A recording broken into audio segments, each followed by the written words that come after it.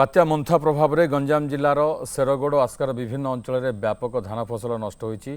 आस्का अंचल हुमुकी घटकुरी खंडदेउली देवभूमि परी अनेक अंचल वर्षा पानी रे धान भिजुछि। शेरगड़ अंचल में जमी धान पड़ रही बेले चाषी धान को बांधा चेष्टा करुछंती।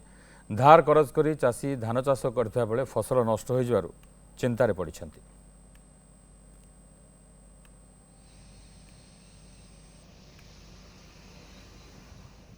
हजार हजार टंका दे पीढ़िया आनिक बहुत पर ऋण आनिक करूँ धान किंतु ये जो अपर आसला पवन सब क्षय क्षति करदेला दैव दुर्घटना कि ना आम धान बाहर को ना धान बिल पानी चलुचे टेकिले रहुनि सी काद माटी हो जाऊँगी बन्या बात्या आसला नहींगला पानी चलुची धान टेकिकी आम भेड़ा बांधुचु कौन करूँ आम तो बेसी नष्टी सब बन्या बात्या आसिक पलैला कौन करूँ आम चाषी लोक दरस्त मरुचु।